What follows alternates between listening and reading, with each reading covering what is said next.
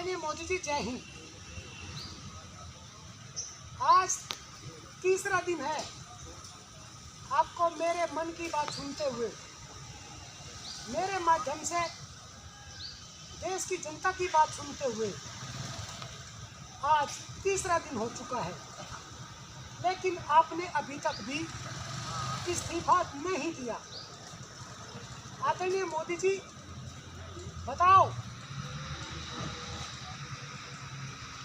मणिपुर में दंगा 3 महीने से हो रहा है, आपकी सरकार क्या कर रही है? लगभग 150 लोग मारे जा चुके हैं, कई बहन बेटियों की इज्जत तार तार हो चुकी है। आपने क्या किया? मणिपुर सरकार कहती है, वहाँ के मुख्यमंत्री कहते हैं कि उन्हें इस घटना की जानकारी है ही नहीं।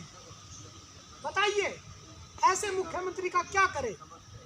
आदरणीय मोदी जी, मेरी आपसे अपील है कि गुजरात सरकार को तुरंत बर्खास्त करके राष्ट्रपति शासन लगवाया जाए।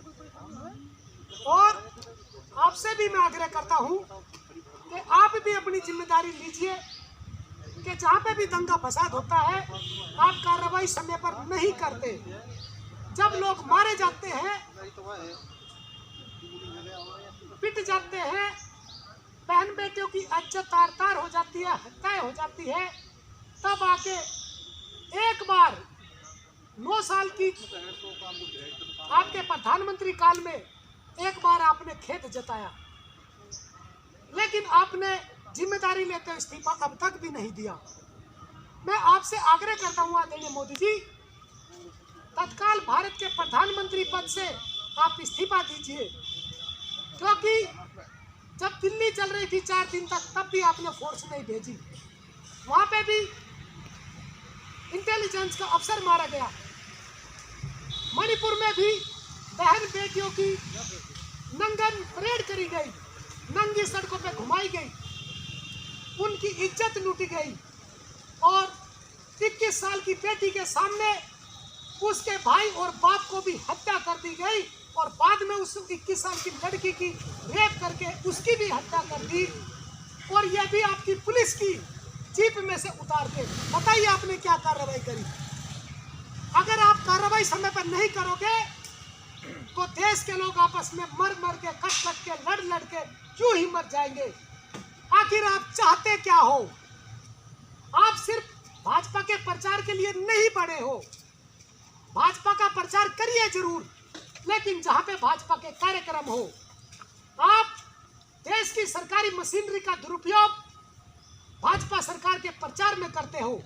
प्रधानमंत्री पद का प्रयोग भाजपा सरकार के पक्ष में करते हो, ये ठीक नहीं है। आप भाजपा के प्रधानमंत्री नहीं है, आप देश के भी प्रधानमंत्री हैं। आदरणीय मोदी जी, आप हर जगह फैल हुए हैं। आपने 2016 में कहा था नोटबंदी करते समय कि आपकी जरा सी भी गलती निकल जाइयो, जिस चौराहे पे चाहे उस चौराहे पे सजा दे देना। आदरणीय मोदी जी, आपकी एक नहीं हजारों गलतियां पकड़ी गई है। आज 3 अगस्त 2023 को तीसरे दिन भी मैं आपसे मन की बात, अपनी भी और देश के जनता की भी मन की बात आपसे कर रहा हूँ, लेकिन आपने अभी तक भी इस्तीफा नहीं दिया। और मैं इस्तीफे के लिए आपसे लिखित में मांग कर रहा हूँ, और माननीय राष्ट्रपति महोदय जी से भी मैं मांग कर रहा हूँ कि आदरणीय मोदी जी अगर इस्तीफा नहीं देते तो आदरणीय मोदी जी को और गृह मंत्री जी को तत्काल प्रभाव से बर्खास्त करके किसी दूसरे को प्रधानमंत्री और गृह मंत्री बनाया जाए।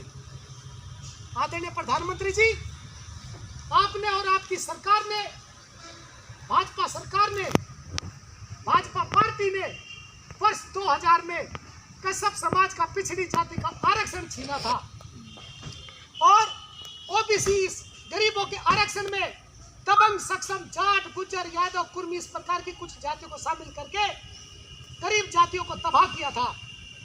आपने अनुसूचित जाति के लोगों को भी आरक्षण अभी तक नहीं दिया।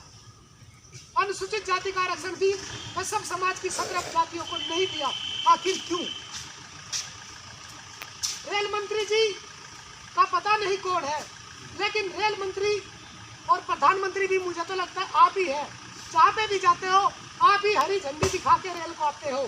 इसलिए शामली, बड़ौद, खेकड़ा, लोनी, दिल्ली रूट पर सुबह के समय पर दिल्ली पहुंचने वाली ट्रेन सिर्फ एक है जो दिल्ली 8 बजे के बाद पहुंचती है। यहाँ के दैनिक यात्रियों को इतनी भारी समस्या है कि वो भारी परेशानियों के साथ ज़्यादा पैसे खर्च करके अपने दिल्ली जाते हैं, अपनी ड्यूटी करते हैं, हॉस्पिटलों में मरीजों का इलाज करवाते हैं।